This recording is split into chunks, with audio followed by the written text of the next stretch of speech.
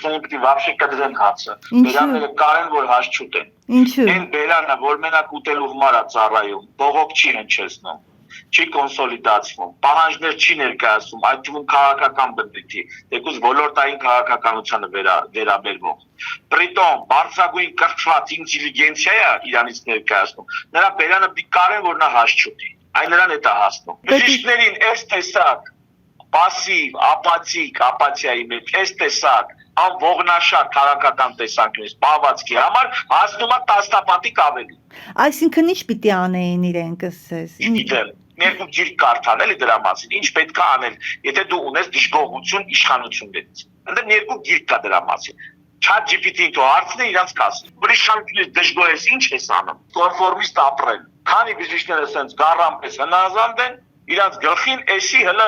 մեղմ են վարվում։ Իրանց ավելին է հասնում։ Ժողովուրդ գները գիտեք ոնց են գցել։ Եվ հետազոտությունների գներն են գցել, եւ աշխատավարձակ չի ձևավորվում։ Ռենտգեն հետազոտությունը ճառագայթի տակ աշխատող բժիշկի համար։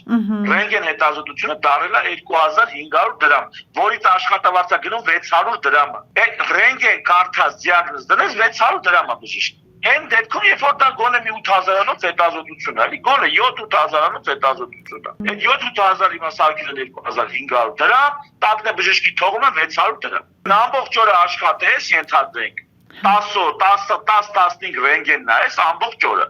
որ այդ պատասխանատու բանը ստանաս 6-ից 8000 դրամ աշխատավարձ, ավելի դա բանվորություն է, էլի։ Դա միտեղ վարպետություն չէ շինարարության մեջ, բանվորություն, ցեղ շաղախի։ Գնացել են նախարարի հետ հանդիպել են ասոցիացիայի մակարդակով մի քանի մասնագետներ։ Այդ հանդիպումը չի հրապարակվել, կարար չէ հրապարակվել, ինչա պատասխանում նախարարը։ Միացնեին կամերաների դեմը բանակցեին, հրապարակային խոսացեք, ինչ է խոսում։ Հազարավոր բժիշկների շահեր է ներկայացվում։ Ու տենց մենակ դա չի, լիքը էլի բանը։